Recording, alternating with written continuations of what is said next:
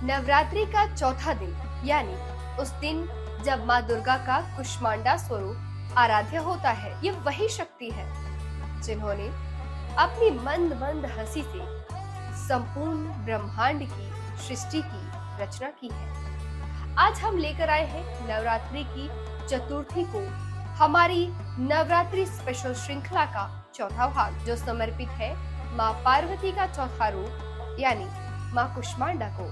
नमस्कार मित्रों, आज हम जानेंगे नवरात्रि स्पेशल इस सीरीज में माँ कुष्मांडा के बारे में। नवरात्रि से चौथे दिन देवी को कुष्मांडा के रूप में पूजा जाता है। माँ कुष्मांडा की कथा, स्वरूप, पूजा विधि और उनका अद्भुत महत्व। नमस्कार, मैं हूँ नेहा द्विवेदी और आप देख रहे हैं आंचलिक खबरें। स्वागत है आपका नवरात्रि महा कवरेज के इस स्पेशल एपिसोड में। माँ से जुड़ा रहस्य, जब न आकाश था, न पाताल, न काल था, न दिशा, केवल गहन अंधकार का साम्राज्य था। तभी एक दिव्य प्रकाशमयी शक्ति प्रकट हुई। उनके मन कोमल हास्य से ब्रह्मांड की उत्पत्ति हुई और तब से वे कुष्मांडा नाम से जानी गई। वह देवी जिनके एक हल्के से मुस्कान अंड यानी ब्रह्मांड की उत्पत्ति मानी जाती है, इसी से माँ को कुष्मांडा भी कहा जाता है। चलिए अब बात करते हैं माँ कुष्मांडा के स्वरूप। माँ कुष्मांडा का स्वरूप अद्भुत है, मोहनीय है।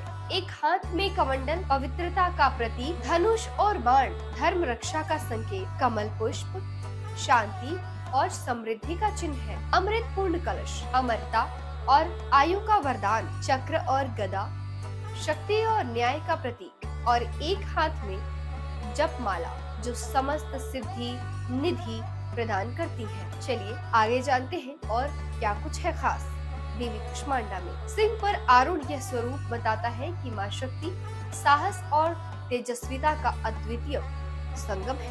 उनका निवास स्थान है सूर्य लोक, जहाँ रहना किसी अन्य देवता के लिए भी असंभव है। केवल माँ कुष्मांडा ही उस तेज को संभाल सकती है और सह सकती है। देवी कुष्मांडा नाम का एक और रहस्य है। संस्कृत में कुम्भड़े को कुष्मांड कहा जाता है। माँ को यह भोग अत्यंत प्रिय है, इसलिए नवरात्रि की चौथी रात्रि पर कुम्भड़े का भोग विशेष महत्व रखता है।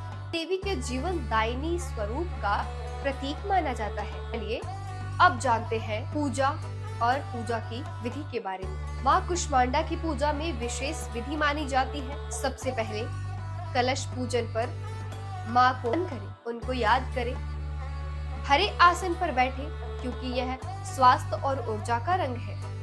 माँ को लाल वस्त्र, लाल पुष्प और लाल चूड़ी अर्पित करें। मालपुए का भोग लगाएं और ब्राह्मणों को प्रसाद स्वरूप भी दें। यह पूजन भक्त को ज्ञान, बुद्धि और कौशल का आशीर्वाद है। यदि कोई लंबे समय से बीमार है तो इस दिन माँ से विशेष निवेदन करना चाहिए। माँ की भक्ति और आराधना करनी चाहिए। माँ जल्दी सुनती है। बता दें, माँ की आराधना करने के लिए मंत्रोच्चार। माँ कुष्मांडा की आराधना निम्न मंत्रों से ही की जाती है। सुरा शंख पूर्ण कलशम रुधिरा प्लुतमेव च दधाना हस्तपद्भ्याम कुष्मांडा शुभदास्तु में। बीज मंत्र ओम कुष्मांडाय नमः। ध्यान मंत्र वंदे वांछित कामार्थे चंद्रार्ध कृत शेखरम सिंहारूढ़ा अष्टभुजा कुष्मांडा यशस्विनी। इनका स्मरण करने से सभी पाप नष्ट होते हैं और जीवन में दिव्य प्रकाश फैलता है।